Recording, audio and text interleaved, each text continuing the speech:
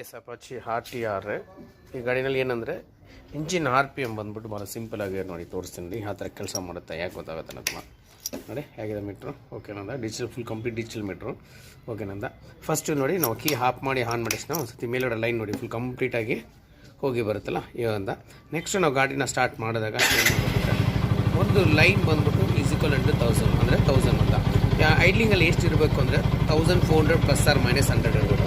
ಇವಾಗ ನೋಡಿ ನಿಮಗೆ ಆಲ್ಮೋಸ್ಟ್ ನೋಡಿದ್ರೆ 1400 ಇದೆ, ಸ್ವಲ್ಪ ವೇರಿಯೇಷನ್ ಇರುತ್ತೆ ಅಂದರೆ 1400 1300 ಹತ್ರ ವೇರಿಯೇಷನ್. ಇದು ಐಡ್ಲಿಂಗಲ್ಲಿ ಇರಬೇಕಾದ್ರೆ ಇದು ಗಾಡಿನಲ್ಲಿ ಯಾಕಂದರೆ ಐಡ್ಲಿಂಗ್ ಕರೆಕ್ಟಾಗಿದ್ದರೆ ನಿಮಗೆ ಇಂಜಿನ್ ಸೌಂಡು ಇಂಜಿನ್ ಲೈಫ್ ಎಲ್ಲನೂ ಬರುತ್ತೆ. ಇದು ಗಾಡಿನ ನೀವು ರೈಸ್ ಮಾಡಿದ್ರೆ ಆಲ್ಮೋಸ್ಟ್ 11,000 RPMವರೆಗೂ ಮ್ಯಾಕ್ಸಿಮಮ್ RPMವರೆಗೂ ಹೋಗುತ್ತೆ.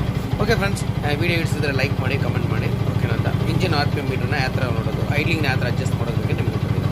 Okay friends, okay thank you.